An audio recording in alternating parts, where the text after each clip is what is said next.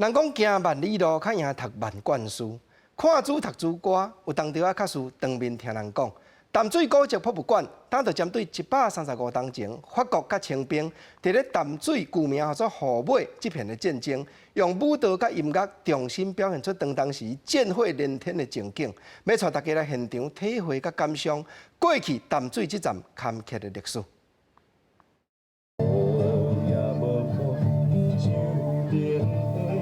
日头赤影影，风微微啊吹过来，伫咧淡水海关码头，行动舞者甲囡仔兄、囡仔姐的手牵起来，以天地做舞台，伫咧1884年侵犯河尾之役的战火之地，重新展现清军甲国法军伫咧山甲海之间两边对立、炮火连天的场面，边仔的囡仔是看甲目睭唔甘呢。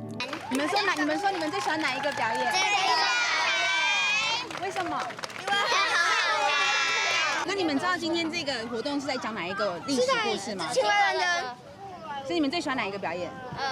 最后一个。过来，导览团队带游客到鱼港仔边，带大家行经过济碧林灯笼，再个经过观音山，这当年战争的场景。在金曲奖得奖人谢明佑的口碑，也有台语歌声中感受135年前河尾之役带来的生死离别。我有勇气赴死，但我更想。 有勇气活下。金曲歌王谢明佑温暖又个教实的声扫，随去河尾之役，军民无奈分开的心情。舞者搁较伫咧山线甲海线，用舞蹈和音乐连接历史，讲起迄当时台湾伫咧清朝末期取得唯一胜利的一场战争。我们用这样的方式来回溯那一段战争跟历史，希望可以用。 舞蹈跟和观众一起沟通的方法，来让大家在一起。100多年前，淡水人参与这场保卫家乡的战争，是台湾史重要的卡页。